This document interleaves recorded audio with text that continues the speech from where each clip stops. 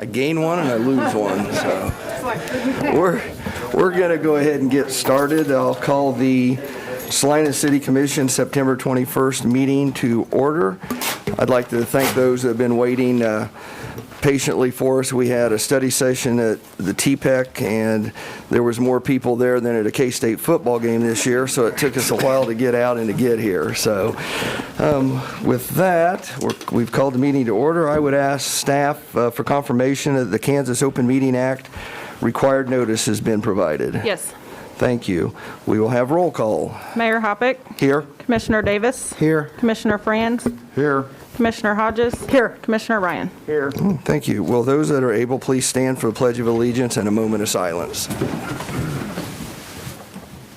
I pledge allegiance to the flag of the United States of America and to the republic for which it stands, one nation, under God, indivisible, with liberty and justice for all.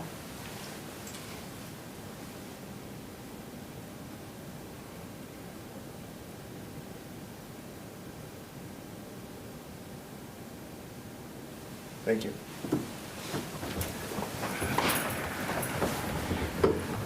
Okay, we do have a couple awards and proclamations today. Item 3.1, the month of September 2020 as Big Brothers Big Sisters Month in the city of Salina. Amanda Otto, CEO with Big Brothers and Big Sisters, will read the proclamation.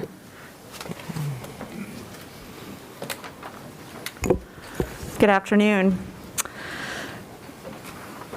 Whereas Big Brothers Big Sisters of Salina enables life-changing mentoring relationships to ignite the power and promise of youth in our community. And whereas the mentoring model of Big Brothers Big Sisters is a proven, effective strategy that helps youth by matching them with a caring, responsible adult role model who can provide guidance, direction, and build their confidence. And whereas mentoring strengthens our local economic and social well-being by helping change the course of at-risk youth lives, helping young people fulfill their potential, encouraging healthy family relationships, and promoting more vibrant communities. And whereas Big Brothers Big Sisters has been making an impact on the lives of young people in Saline County since 1968 by partnering with parents and guardians, volunteers, and others in the community to help youth achieve higher aspirations, greater confidence, better relationships, avoidance of risky behavior, and educational success. And whereas research has shown that youth engaged in healthy and safe one-to-one mentoring relationships are more likely to graduate high school, avoid incarceration, and avoid delinquent behavior. And whereas many of Salina's youth are in need of a caring adult mentor in their lives, and closing this mentoring gap will take more investment, partnerships, and volunteers ready to make a difference in the life of a child. And whereas every adult has something to offer a child, and every child has something to offer to our community. And whereas residents of this community are making a profound difference in the lives of our youth by serving as mentors or supporting our mentoring programs. And whereas Big Brothers Big Sisters Month is an opportunity to raise public awareness of the importance of mentoring, recognize the dedicated individuals who serve as mentors, and encourage more citizens to help build a brighter future for Salina's youth through mentoring. And now, therefore, I, Michael L. Hoppick, Mayor of Salina, do hereby proclaim September 2020 as Big Brothers Big Sisters Month. I encourage everyone to visit bbbssalina.org and learn more about how to get involved in igniting the potential of youth in our community. Thank you, Amanda. I know September is about over, but do you have any upcoming events? We do, hopefully, in November on the 21st, which will kick off the downtown Christmas activities. We'll do the Frosty Fun Runs, hopefully in person. If not, plan B is to do that virtually. So I prefer virtually myself, and nobody knows. I didn't know what month was Big Brothers Big Sisters Month, because Big Brothers may be one of the most active organizations we have in Saline County, and it seems like you have something going on all the time. So yes, we try to. So I have a proclamation for you, and keep up the good work. Thank you very much.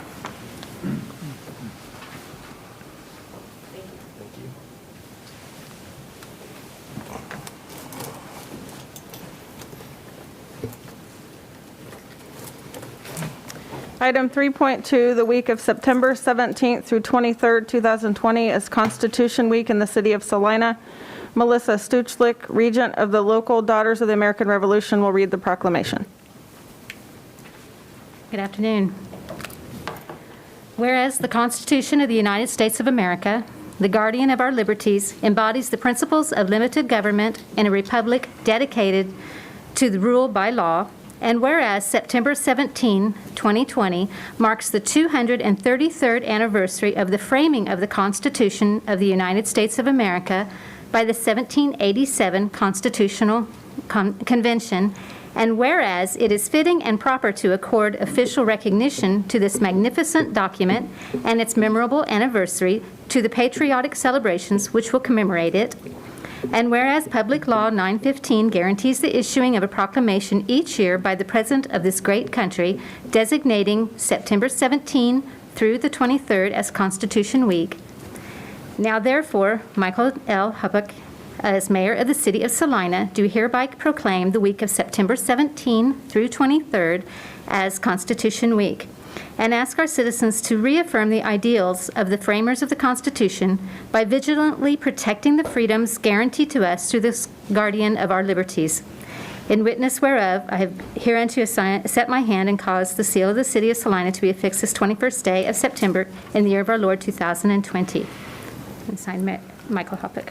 Thank you. And do you have anything scheduled for? The 17th, there were bells chimed at 4 p.m.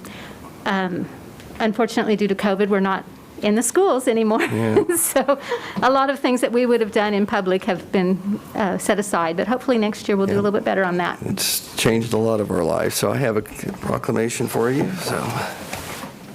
Thank you for being here with us.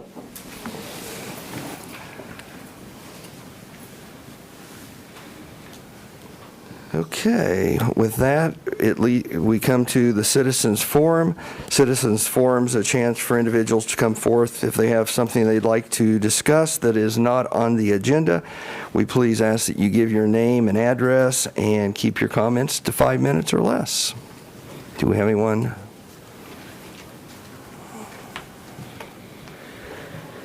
Council, can you rethink Your name, please. Dalton McDowell. Thank you. Council, can you rethink your mask policy? If you look, South Dakota Governor Kristi Noem never enacted any of this that Kansas governor did or what you guys have done, and they've had far less COVID-19 outbreak cases. They even had the biggest bikers rally in South Dakota. No issues. Get rid of these masks. This is just a political stunt. Thank you. Do we have anyone else?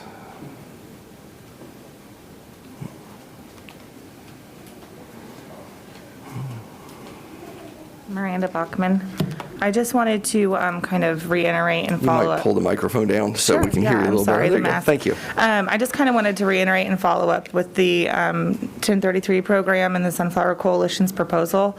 I support banning the 1033 program. I would like to point out that private funds are obtained and used from the police department, and I really think that if this was, that if we needed military weapons, or if something was to happen in the future where we wanted to reassess the 1033 program, it could be done as like a public entity instead of from the city, maybe.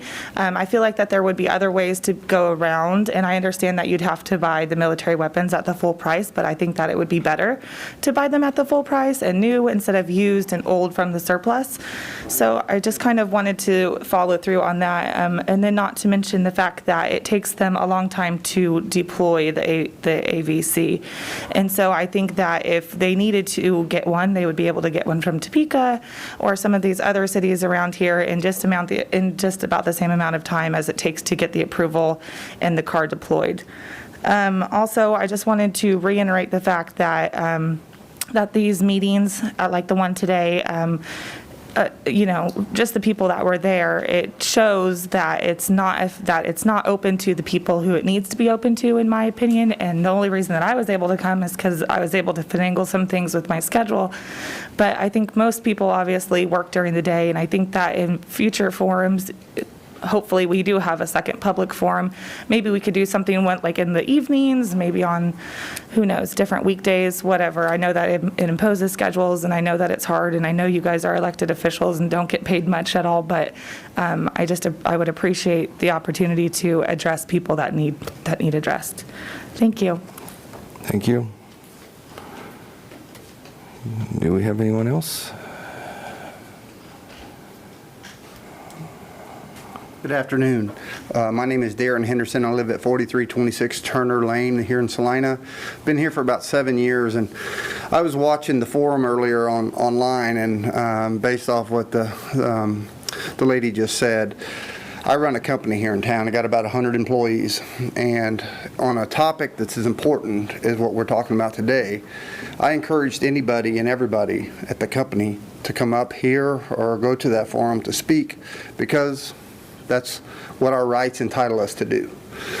So I also have a specific instance that happened to me 7 years. I moved here to Salina. Any of you guys that know Paul Mai happened to be with me that day.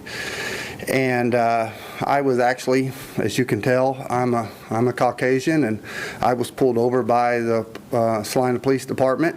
A little frustrated at the time, but I want to tell you something. I'm glad those guys are out there doing what they're doing after 14 years in the military.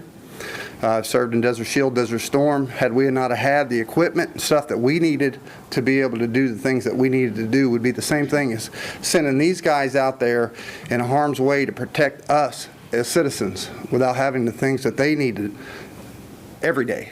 So that's all I have. Thank you. Thank you.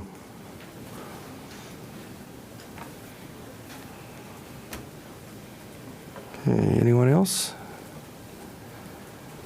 Okay, with that, we will move to the consent agenda.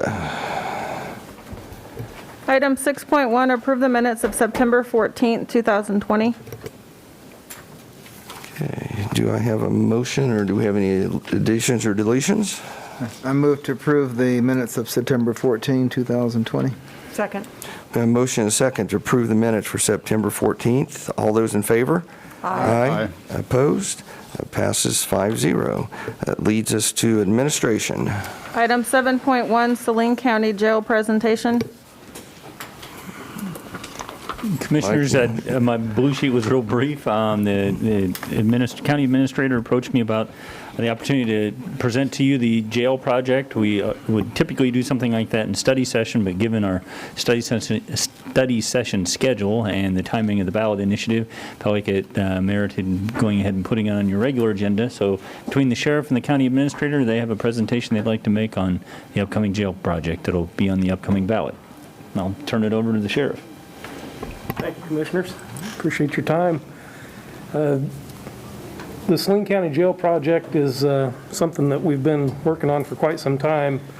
A little bit about the current county jail. It was built in 1962, the sheriff's office was. And in 1995, we had an addition that added 152 more beds. We kept 40 beds in the old facility. And unfortunately, since 2010, we've had more inmates than bed space in the county jail. This is just a quick graph. It goes back to the year 2000 that gives the average daily population in the Salina County Jail, and it's kind of hard to see, but the second line down is 200 beds, so really any time in that timeline that's past 200 are years where the average daily population was past 200, and since 2010 we have been, and we've never fallen below that 192 beds in any of the last 10 years. The red lines just indicate the most inmates we had in jail in any of those 2014 on. The reason that we don't have the priors, we had a software update that allowed us to capture this information. There's always inmates coming in and out of the jail, so it's a little hard to capture how many are in at one point, but in 16, 17, and 18, we passed 300 inmates in our county jail. or in custody of the sheriff. One thing that happened is in 2011, in the fall of 2011, we'd been dealing with a lot of fights. We'd had a lot of turnover in the jail, and it forced us to start contract housing inmates outside. It's for the safety of the officers and the inmates that are in custody. So we started, like I say, in October of 2011, housing inmates outside. You can kind of see, I'm not going to go through every number, but as the population has grown, the number of inmates that are housed outside has grown along with it. And at the high point, we had almost 95 inmates out, and that's an average. At times we were over 100, and at times it was lower, but that's the average through the years. The thing that has grown along with that is the number of trips that we've had to take inmates back and forth, because unfortunately, we don't just take them to the county jail and drop them off and leave them there. They have doctor's appointments. They have appointments with the court that we have to bring them back. They have motions and hearings, and so unless they were sentenced to county jail, and in that lucky case that we have an inmate that's sentenced to 90 days and we could just send them there and leave them for 90 days and bring them back, that'd be the ideal situation, but we really don't have a lot of inmates that are in that situation. This is kind of the bottom line of what this has cost us, and this is up through the end of 2019. The county spent $6.228 million in contract housing costs, and I included the trip costs in there. The thing about the contract housing cost, all that money that we sent, that's all gone to these other counties we contract with: Washington County, Cloud County, a lot of Ottawa County, McPherson, Butler. We've got inmates in Rice County.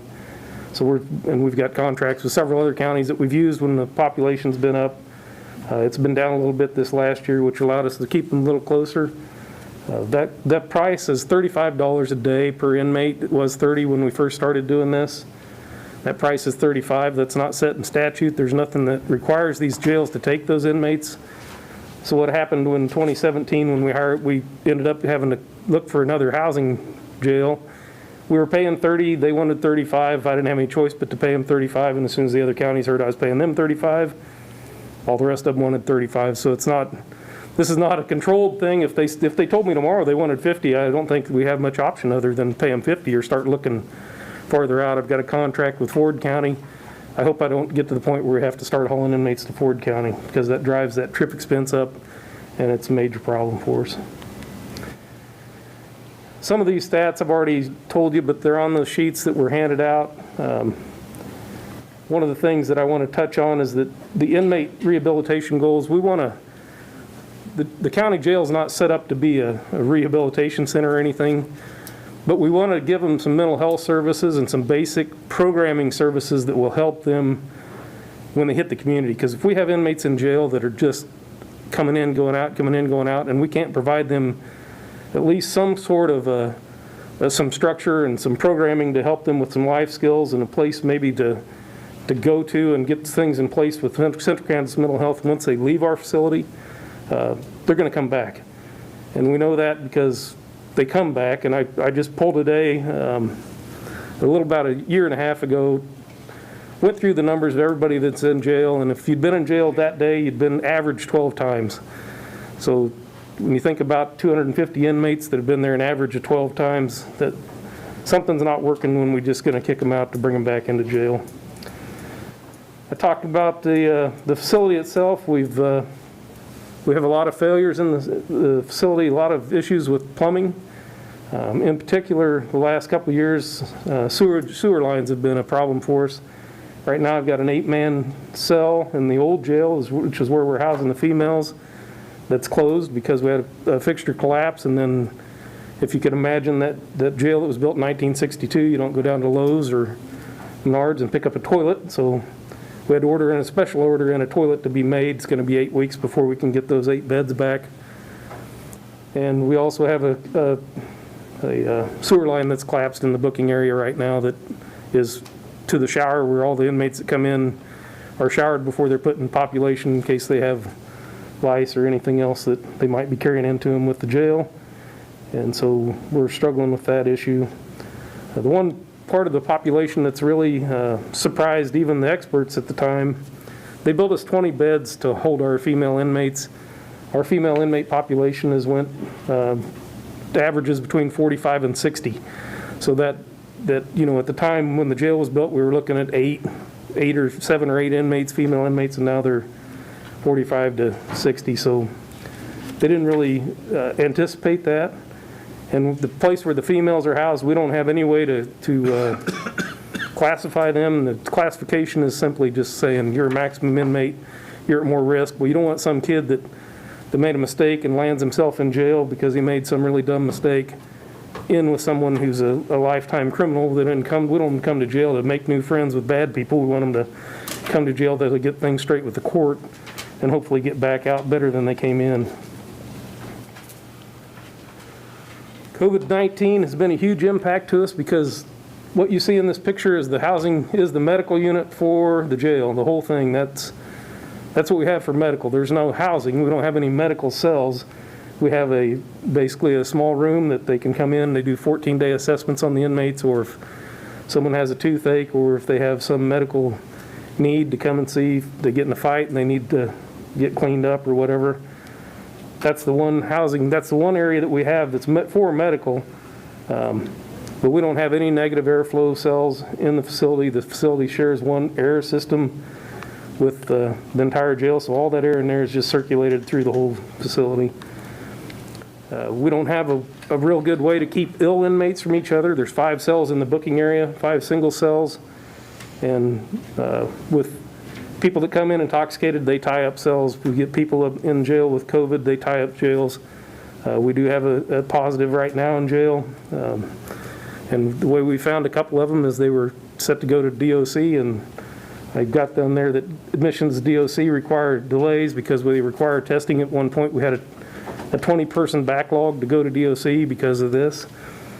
DOC's got the same issue in prison with COVID. They're having struggles getting inmates in, but so when the contracted facilities are hesitant to house their inmates, so with us finding out this weekend that we have a positive, for 14 days they're not going to take any more of our inmates, and I don't blame them. I wouldn't want them either. If they have someone with COVID in their jail, I don't want their inmates coming to mine either. It's just it's really proven to be an issue for us. COVID-19 has.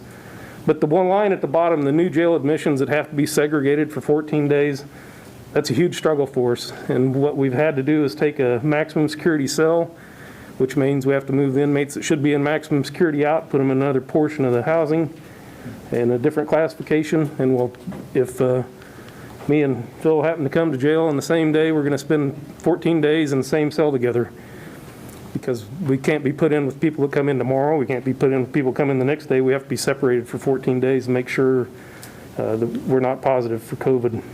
They're not showing any symptoms.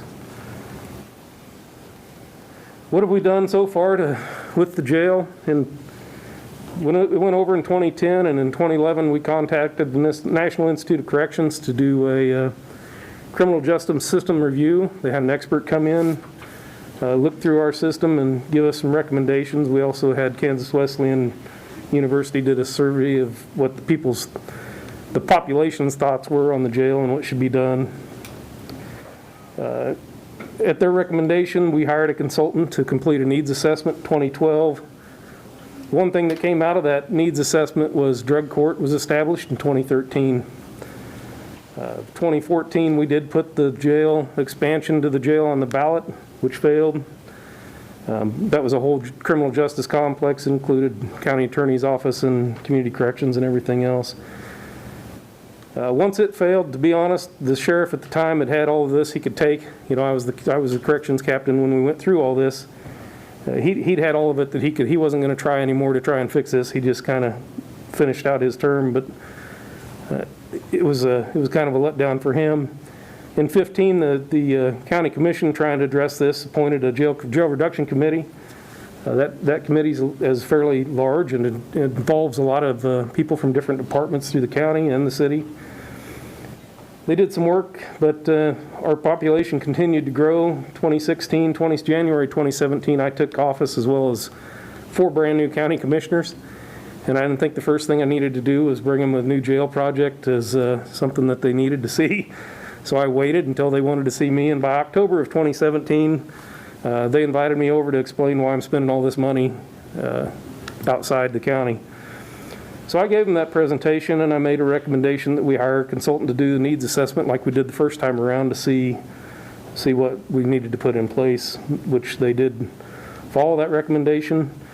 One of the things that the consultant did say that we should do is implement pretrial services, and the county did implement pretrial services at the recommendation of the consultant. The side note of that is he recommended we do that to get some of the inmates out of jail that couldn't afford to post bond, but they weren't a high risk to society. He also said that that's not going to fix your problem, but it will help with your population. You may lose 20 or 25 inmates. And you can kind of see by the average daily population between 18 and 19, our population did come down pretty close to 20 to 25 inmates. In 2019, at the recommendation of the consultant, we got an architect on board to look at conceptual services. We narrowed it down to 4 options, one being to do nothing.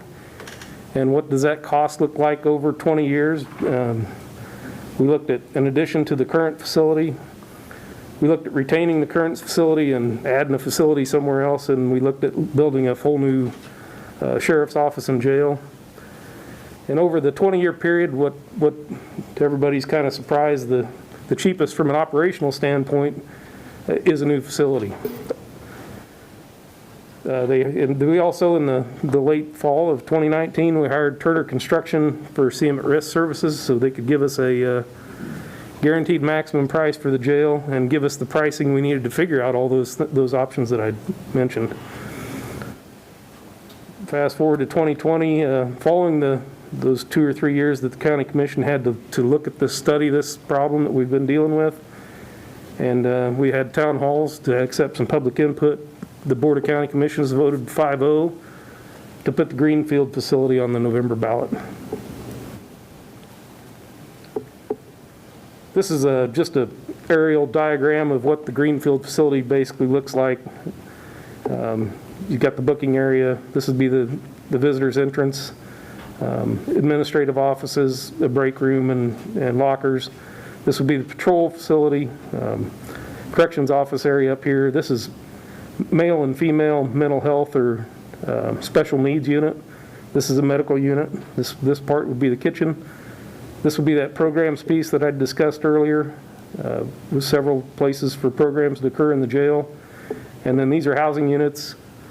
And there's several advantages. We did a matrix like this with every one of those 4 facilities, or the 3 other options we looked at. And I'm not going to go through everything, but the things like availability of parking and construction time and all that. The biggest negative, or the biggest red line that we had on this one was, what do we do with the facility we have now? Because it is a big facility, but the one thing that I can say is that the North Central region of Juvenile Center is interested in the newer portion of the jail, possibly for a juvenile center. They've written us a letter of interest, and they've contacted the state to see if that's even a possibility, which they got a positive on that. But they're not willing to put any money or go forward with this till they know for sure that this is even an option. You know, they don't want to invest a bunch of time and effort until they know for sure.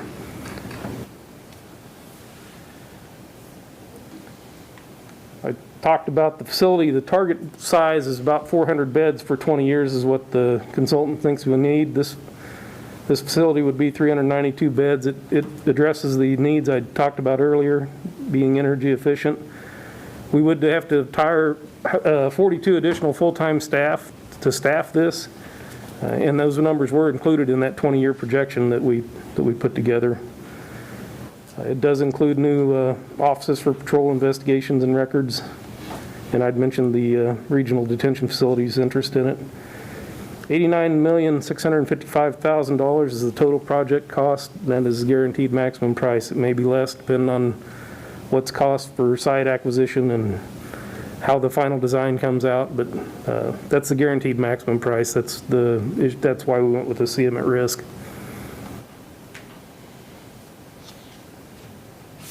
Bill,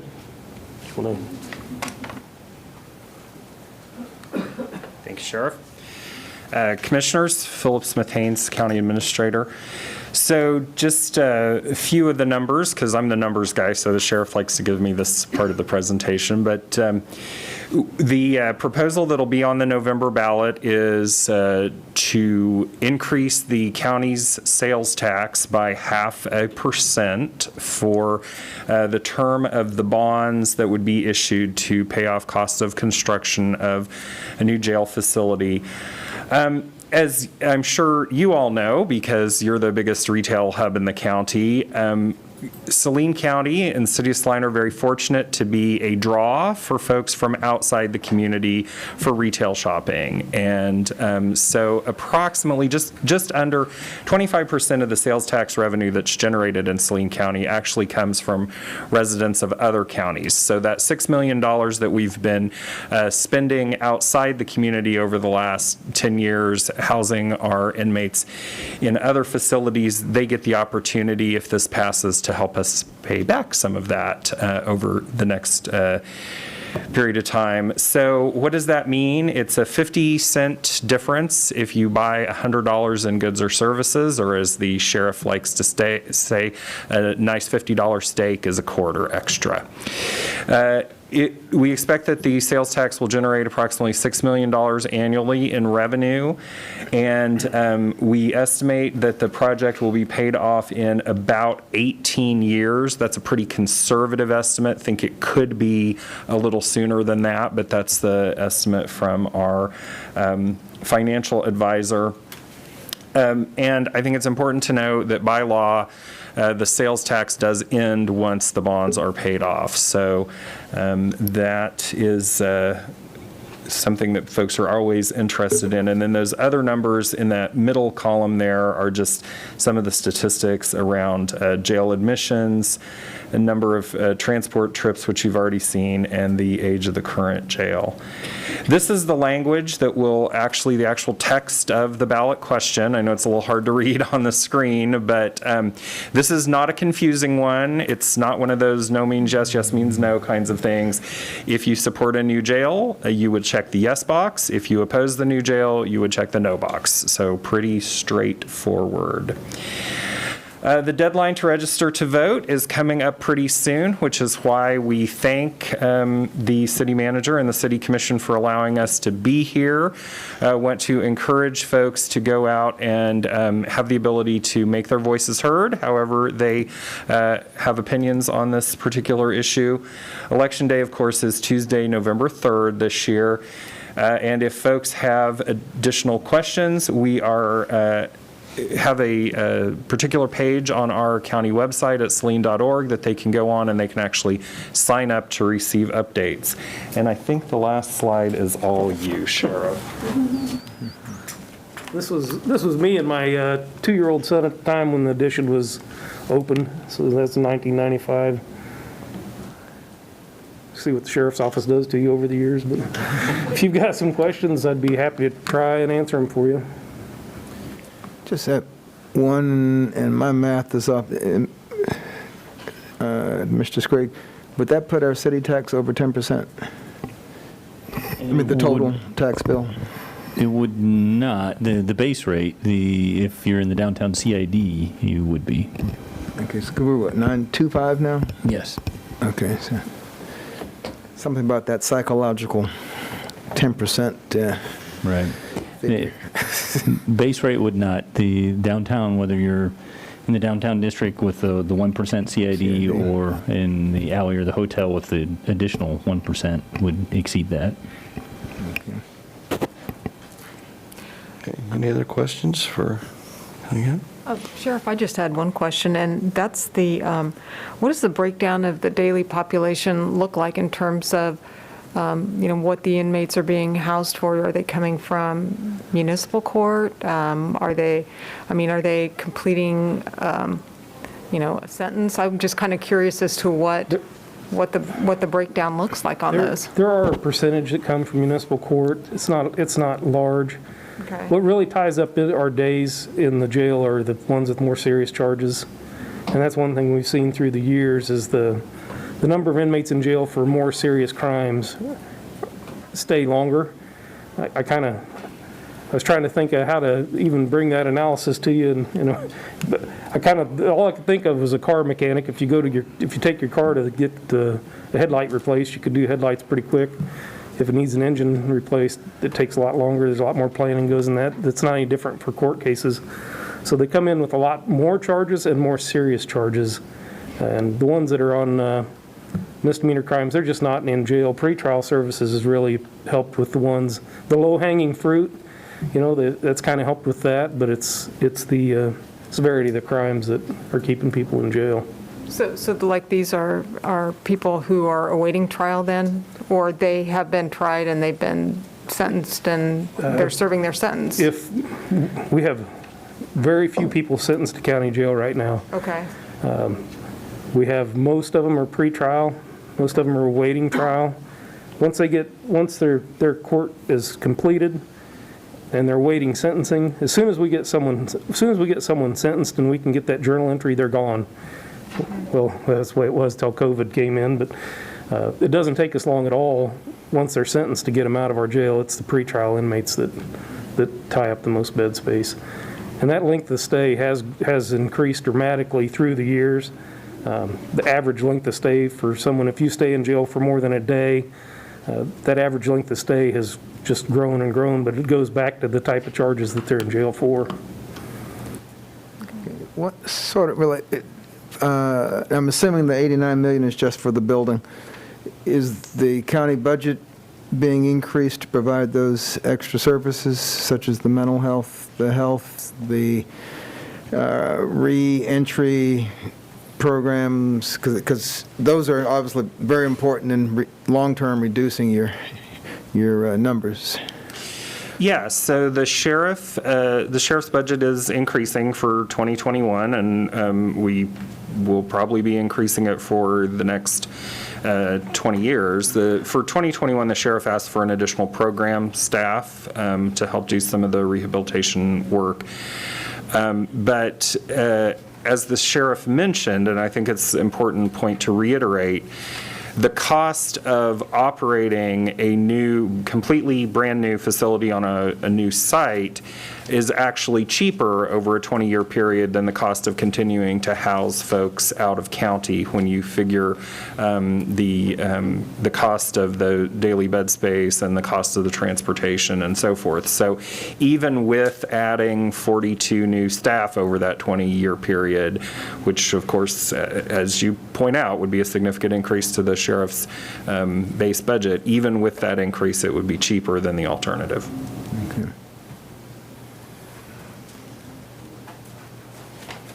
Okay, any other questions? All right. Thank you. Is the 1% that you do receive now already committed to bonded projects? The county's current portion of the 1% sales tax that's countywide it goes into the general fund, and so it funds all of our general fund services, including the sheriff's office. We don't have any outstanding indebtedness other than a little piece for the KIP sewer district that we're on the hook for, but that's paid by the residents in that sewer district. So no general obligation outstanding indebtedness on the county at this time. What about the mill levy as an option to raise? So basically, we could go, because counties are a little more restricted than cities in terms of doing general obligation debt. And so we would have to go to the voters if we did want to do a GO bond that was paid for by an increase in the mill levy. If we did do that, that would be outside the tax lid, so that could be done. However, then we would lose the opportunity to help garner that money from our friends and neighbors who come here to shop. So we think that the sales tax is a better option for the community than increasing the property tax. Well, let me say, we certainly need it, and I wish you guys the best of luck with the vote on it, because it's an asset we really need here in Salina County. Thank you. Thank you, guys. Okay, with that, we'll move to 7.2. Item 7.2, first reading ordinance number 20-11042, authorizing the execution of a loan agreement between the City of Salina, Kansas and the State of Kansas for the purpose of financing improvements to the city's water distribution system. Ms. Tasker. Thank you, Mayor and Commissioners. Martha Tasker, Director of Utilities. In 2010, the City Commission approved $20 million to be debt financed for cast iron water main replacements. And with the proposed loan today, we'll be slightly over that $20 million figure for water line replacements. And we've been working on the water main replacements for over 10 years. And what we've learned is that we can do about 3.76 miles per year, and each mile costs about $540,000. And that relates to about $2 million a year. And as we move forward, the intention is to continue the water main replacement using cash on hand. And we schedule that to begin in 2021 at $2 million a year, which is currently what we've been accomplishing with our current staff and contractors. In February of 2020, the City Commission authorized staff to complete and submit an application to the Kansas Department of Health and Environment for a loan from the Kansas Public Water Supply Loan Fund for water main replacements. I included a map in your report that shows where we've replaced mains over the last 10 years and the proposed lines to be replaced with this project.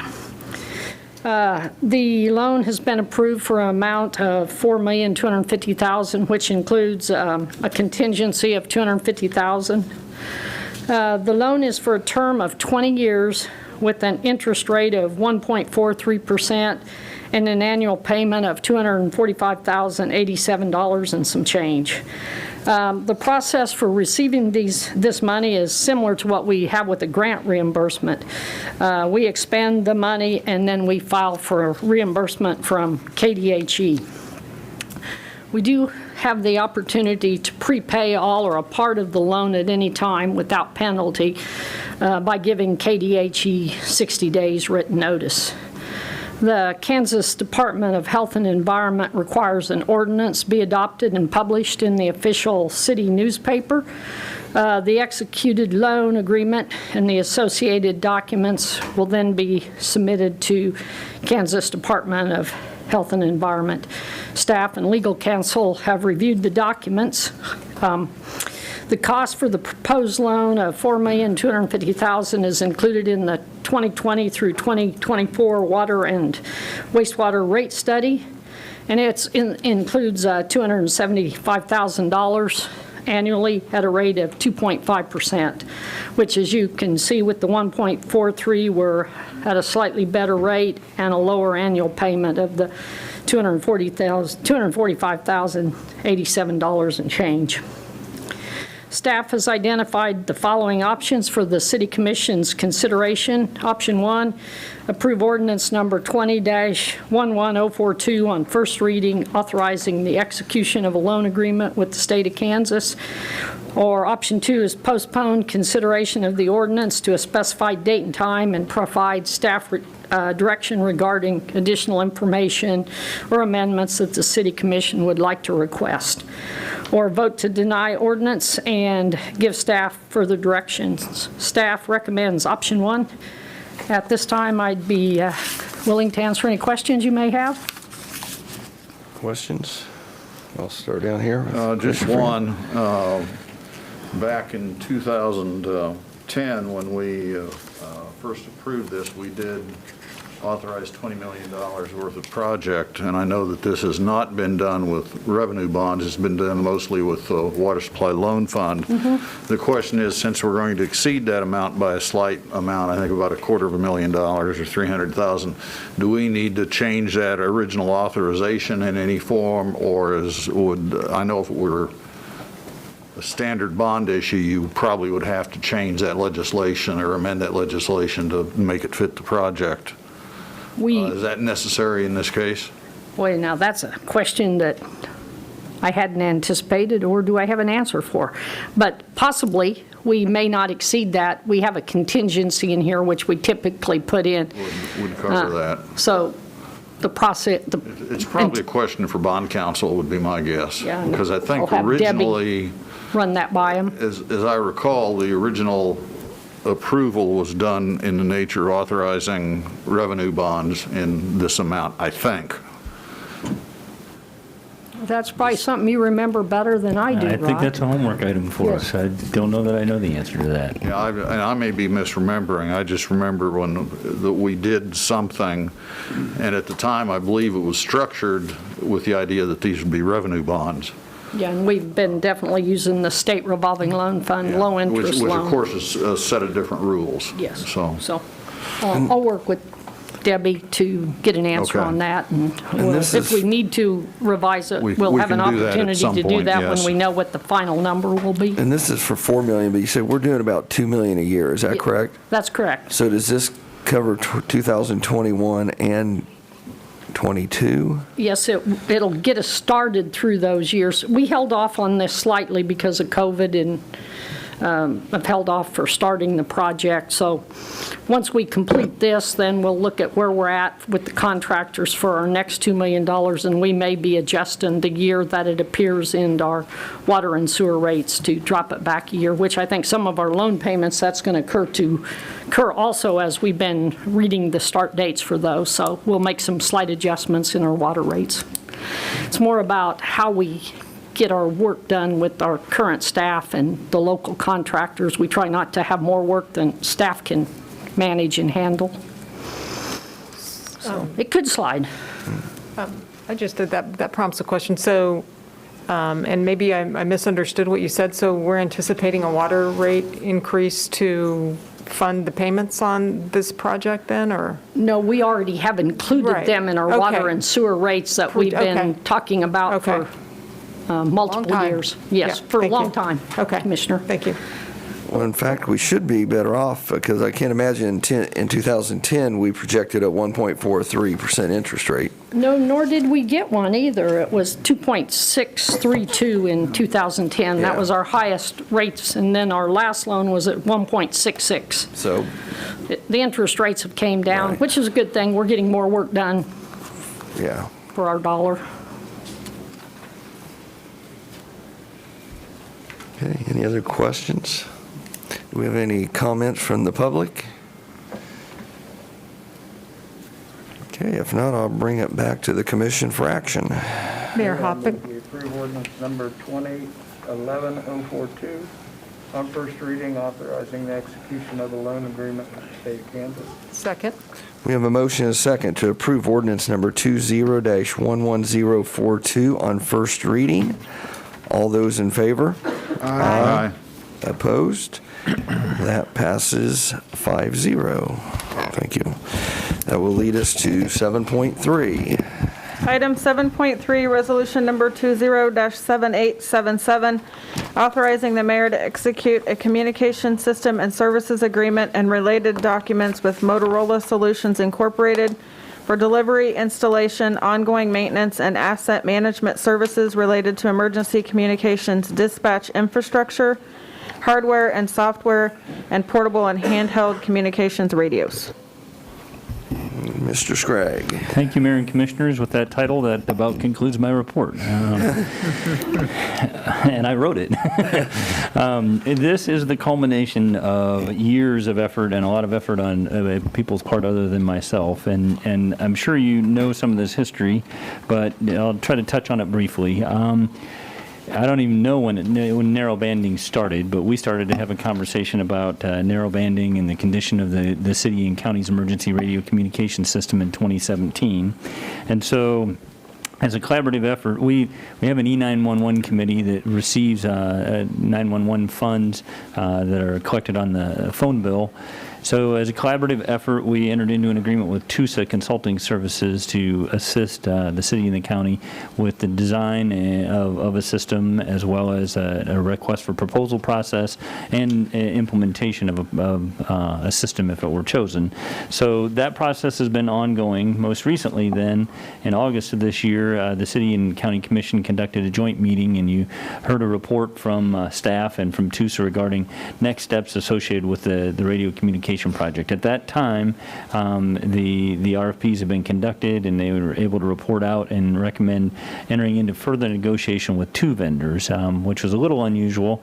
The RFPs were structured in a way with the intention of identifying a vendor to enter into negotiations with singly, but they were so close that they recommended we enter into negotiations with L3 Harris and Motorola. The 2 commissions concurred with that recommendation and directed that staff complete that process. So September 8th of this year, there was another joint meeting of the 2 commissions, and at that time a report was provided as well as a recommendation to go with Motorola. And the county commission provided a initial motion and vote recommending that staff proceed with negotiations with Motorola, and you concurred with that recommendation as the city commission.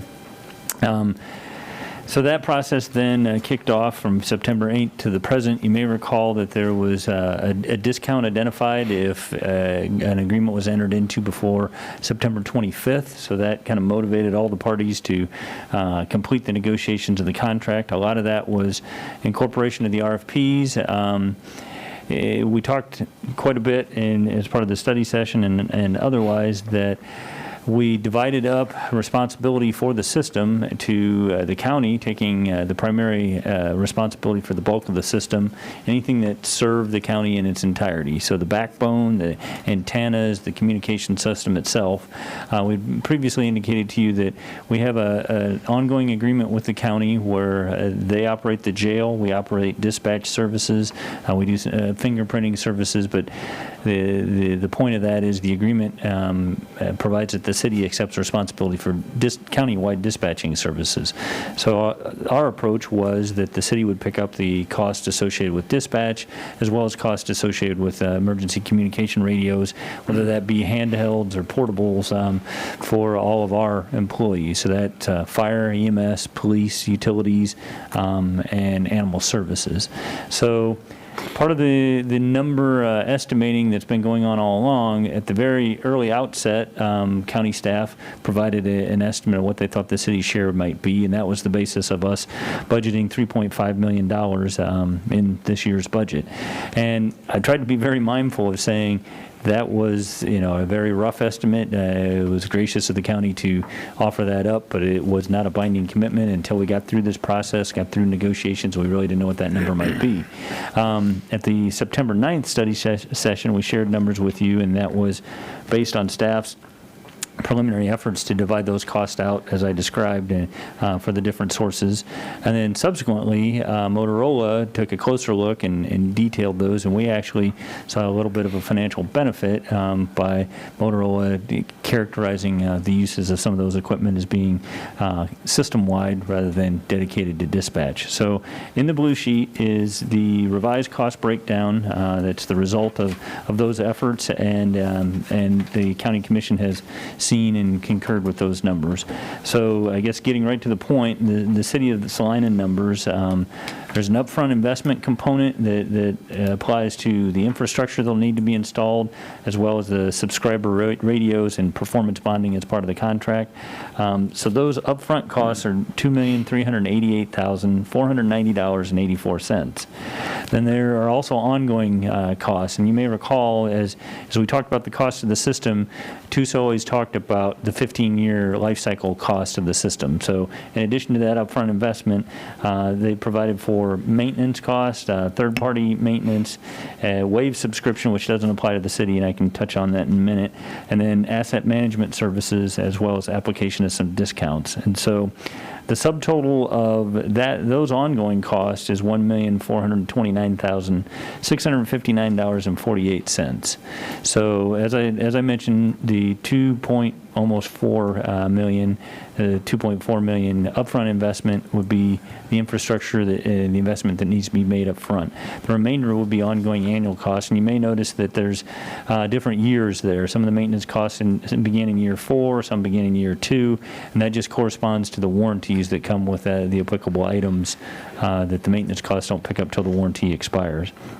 So, city total cost is $3,818,000. There's a couple of footnotes there on the table. Oh, I mentioned that I would touch on the Wave subscription. That is a kind of a push-to-talk technology for telephones. The county's going to take the lead in that and then offer that service to the city and others, so we can opt in at a later point at additional cost. But it is something that we are not committed to at this point, and a decision point that we could address somewhere out in the future. So the county is on board with those costs, and we're trying to complete the contract transaction on the timeline, the goal of September 25th. I took the liberty of not attaching the over 700-page document to the packet. I did provide you a link, so maybe some of you went out and took a look at the link and read that in detail. I would tell you that I would be remiss of not giving credit for the staff that really worked this through, and I'm going to miss some. But Hannah Stambaugh, on behalf of the county, has kind of taken the lead in this process.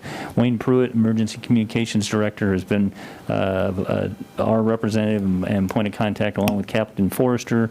We also had staff from the fire department that are actively involved as we reviewed the proposals and vetted the responses to the RFPs.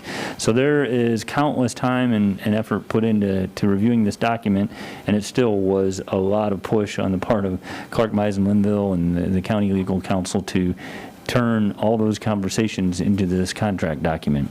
Having said that, there were a couple of clarifications that were resolved between the packet going out on Thursday and today, and we'll touch on those in a minute. So we, at your dais, you should have a resolution, and the resolution has been modified to identify the changes that were made, and I'll ask Greg to touch on them here in a minute, and I assure you they're riveting. You're the only one that got that. They are important, I will say that. So with respect to the fiscal note, we initially estimated the cost at $3.5 million, and we budgeted for that in this year's budget, and we budgeted that as essentially an annual debt service of the full $3.5 million. With it being more in the $2.4 million, that obviously gives us sufficient funds to fund the project at the outset, and those additional savings are available for us to apply towards those annual maintenance costs. A couple of things that we've talked about and that we'll continue to work on are just cost savings that we're able to realize in our annual operations, everything from repairing and replacing equipment that'll now be under warranty and have a maintenance plan, as well as E911 funds. The fees have gone up, which generates a little bit of additional revenue. So I think some of the city and the county's expenses, annual expenses, may be eligible for reimbursement out of E911 funds. So we'll take a look at those as well. But there's sufficient funds to cover the initial investment. I think there's sufficient funds on an annual basis to cover the annual maintenance. And if we can find some of those cost savings in annual expenses in E91, we'll certainly target those.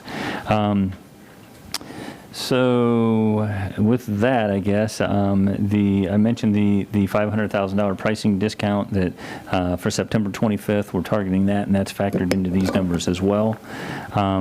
I'll run through the options real quick, and then I'll ask Greg to walk you through some of the revisions that occurred since the time the packet went out on Thursday. You could approve Resolution 2078-77, authorizing the mayor to execute a communication systems and services agreement and the related documents with Motorola Systems for delivery, installation, ongoing maintenance, and asset management services related to emergency communications dispatch, infrastructure, hardware and software, and communications, portable and handheld radios. You could approve it with amendments. Depending on those amendments, those might take on further negotiation with Motorola and could jeopardize the September 25th target date. If that were the action that you chose, we'd probably need to consider a special meeting to try to accommodate that timeline. And I should say, it may also involve ongoing conversations with the county to kind of rectify all that. You could postpone consideration, but again, that September 25th date is looming, so if you did wish to postpone it and ask for additional information, we'd ask you to be mindful of the September 25th date. You could vote to deny the resolution and provide further direction. that would essentially leave the city and the county potentially at impasse. And, one point that we've been stressing all along is kind of the condition of the infrastructure and the system itself, as well as the narrow banding deadline. So this, as I've said, is kind of the culmination of trying to resolve that. If we choose not to go forward, that would be a significant setback, and I don't know what the ramifications of that might be. With that, I would like to give the city legal counsel the opportunity to walk you through the resolution that's on the dais and the changes that took place in the agreement. I shouldn't say changes, the clarifications that took place in the agreement from packet distribution to today. Thank you.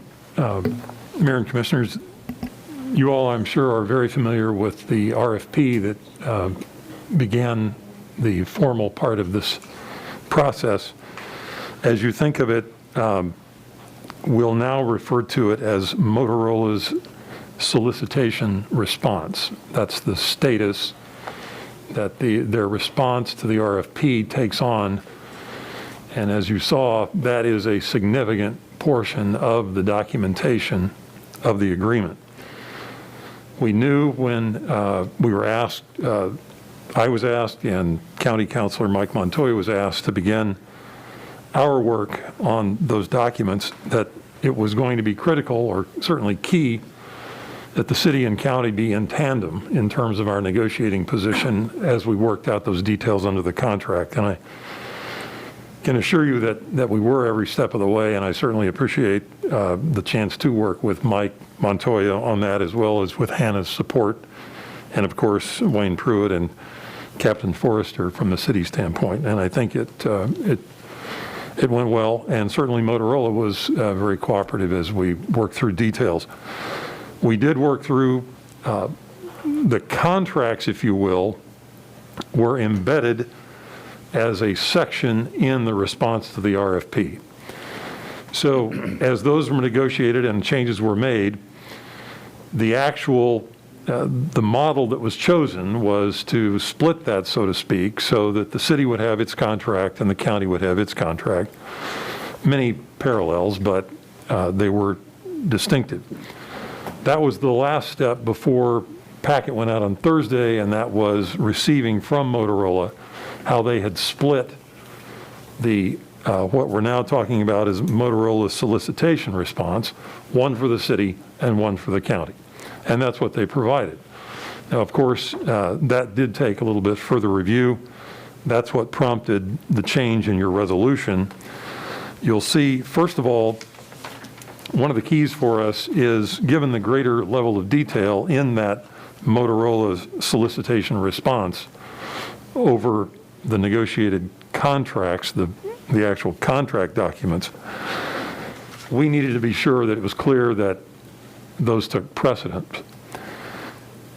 That language was in the original version, but we felt like it was important that that be identified very specifically as the city's response and agreed upon date, September 17, 2020. And to provide, as you might imagine, in that RFP, it was anticipated at that point that the county would be the contracting entity. So as the RFP was split out, Motorola did, I think, a good job of modifying their response to correspond with the city contract. But we were left with language referring only to the county in what was a carryover from the original RFP language. So that additional language we suggested and Motorola agreed to was, as you see there under subpoint 1 in section 1 of the resolution, that makes it clear that any of those references to the county, when in the context of the document we're speaking of the contracting party, that reference is to the city. The second point you see, it was recognized in the review after the response was received on Thursday that one thing that did need to be updated, there had been earlier in the process negotiations with Motorola as to applicable liquidated damages in the event of unexcused delays. That the results of those negotiations had not been included in the response as it was presented on Thursday. When we noted that, they quickly provided what were the actual terms as negotiated, and those have been substituted in Motorola's solicitation response, both for the city and for the county. So that's what prompts point 2 under section 1 as far as the change from Thursday's version. And I'd be happy to answer any questions. I was remiss and I called out some of the people that were contributing, but most of them are here. Hannah Stanbaugh, Philip Smith Haynes, Wayne Pruitt, Captain Forrester, and representatives of Motorola. So between that group of people, hopefully we can try to answer any questions you might have. Commission, any questions? Okay. Comments from the public? Okay, with that, I will bring it back to the commission for action. Mayor Hoppick, I move that we approve resolution number 20-7877. Second. We have a motion and a second to approve resolution number 20-7877, authorizing the mayor to execute a communication system and services agreement and related documents with Motorola Solutions, Inc. All those in favor? Aye. Opposed? That passes 5-0, and I would like to thank all parties again for their diligence on this, and Hannah, for your leadership. I know you didn't have anything else going on with COVID or anything, so I've seen your name a lot here lately, so thank you and again, to the city staff for all their work on this also. So, okay, we have no development business. Do any of the commissioners have anything to bring before the commission under other business? In regards to the study session we had this afternoon, certainly was a much larger turnout than I anticipated, and there were several comments referencing the inaccessibility of that time of the day for a lot of working people, and I think someone rather politically correctly said that a lot of the persons who might have issues or be personally affected by the topic being discussed were the very people who would not be able to attend a meeting at 2 o'clock in the afternoon on a Monday. So what I would suggest is that we have really for lack of a better, just a repeat of today's session in an evening time that might be accessible for those who do work during the day. I would really appreciate that and expressed it in the meeting. I think that, we had kind of indicated we were going, well, not kind of, we had indicated that we were going to afford that opportunity to folks, and I would like to follow through on that. One of the things that we were trying to achieve is transparency. And I think if we're not transparent with the process by which we discuss the issue of transparency, well, we're really getting off to a bad start. No guarantee that a totally different set of people will show up, but at least there will be an opportunity. I'd leave it up, I'm just guessing 7 o'clock and pick the day of the week. That obviously won't be Monday, but. I was about to ask, what time did we have the meeting at Sam's Chapel? 6, It was at 6 in the evening? I think so. 6? Yeah, I honestly don't remember. I think that. Well, yeah. 6 to 8, I think, was what it ended up being. Yeah. So, if the other commissioners agree, whatever time, lead time you would need to arrange something like that. Do we have a consensus? At the same facility?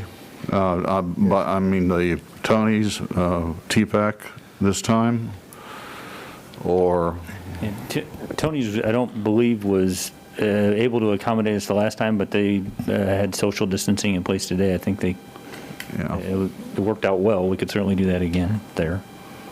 And I'm fine with that, and it'll bring me to my next topic concerning face masks and social distancing, but would we really say that people were compliant with face masks and social distancing in that setting? Because maybe I was looking at a different crowd than you were, but I saw fully 25 to 30% of the people were not masked, and most people were sitting shoulder to shoulder.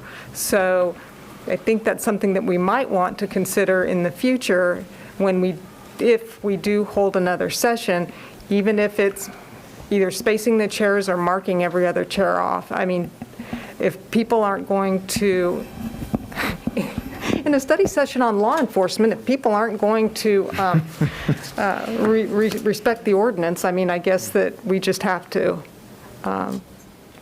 do something else. We can certainly space the chairs like we have here, and enforcing masks becomes an issue of medical necessity or medical exemption, and I don't know that we've been in the practice of requiring proof of that, but I understand your point. So we have a request to have a meeting at either 6 or 7 o'clock at TPAC, and you would like to see the presentation given again by At first, I was going to say just give a summary, but for those who really have not heard it, and it's not a very long presentation, it's easy to follow. I've just asked the chief if he could indulge hearing himself repeated again. I guess we would ask staff to give us a couple dates. Sure. We can check Tony's availability, leave a little bit of lead time so people can anticipate it and get back with you with some dates. Okay. Any other business? I think that, and I'm glad that Ms. Danbaugh is still here, but I guess I'm growing increasingly frustrated with people's lack of compliance with both the city masking ordinance and the county masking ordinance. And I understand that people are claiming medical exemptions, but I have yet to hear from a physician, particularly a pulmonologist or anybody who has expertise in breathing treatments and be able to state that there is a legitimate reason for medically exempting oneself from the mask requirement. So understanding that there may be an outlier in the people who were not wearing masks today, I really would, and I don't know what to do. It's been made very clear by law enforcement and that we're not going to enforce this. So even though we've implemented an ordinance and we've set up a fine schedule, and it puts law enforcement in a difficult position to enforce it. And we knew that going in. But if we really want to make a difference and we think that this is a way to bring down the numbers in Salina, I think we've got to start getting more serious about either ticketing individuals, ticketing businesses, because we're just not getting it done. And I guess I'm just mainly expressing frustration at this point. I'm open to suggestions from I would make a personal observation as today is the worst I've seen. Yeah.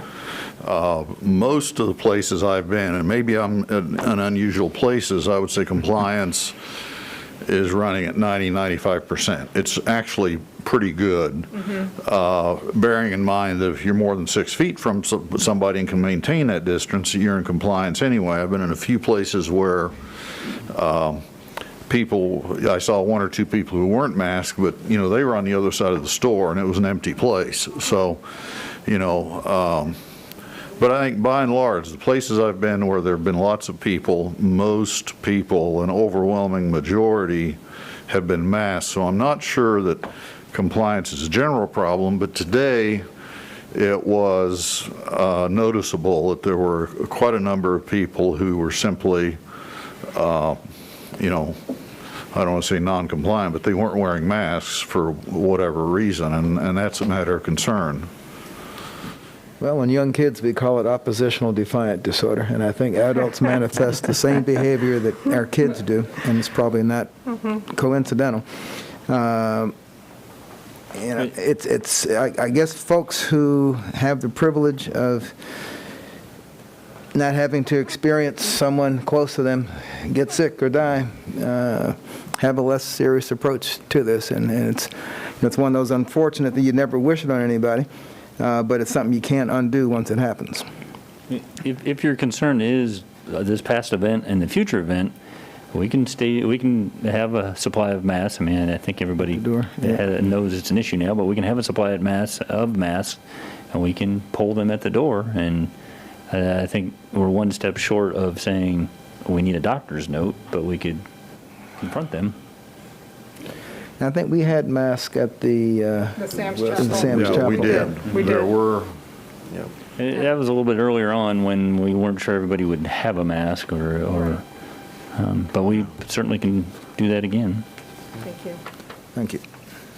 And I am open to suggestions from the expert in the room.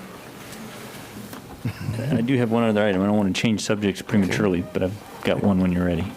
Go ahead.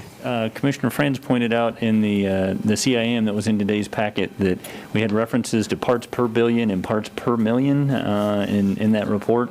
And to his credit, he picked up the relationship of parts per million and billion, and that was incorrect. We stated the threshold from EDA and KDHE as parts per billion, and we stated our results in parts per million, which made it appear that we were non-compliant, when in fact, all of our results should have been in parts per billion as well. So I don't know if you've got a revised copy there, but we've also posted a revised copy on there's a red city line website. copy at the place. We're going to so- go ahead and post the red lines on the city's website so they can see what changed as well. So just a clarification, as it was reported, it incorrectly made it appear as if we were non-compliant when that was not the intent of that entire memo. Okay, anything else? Okay, with that, I'll accept a motion to adjourn. Second? A motion and a second to adjourn. All those in favor? Aye. Opposed? We'll see everyone next week.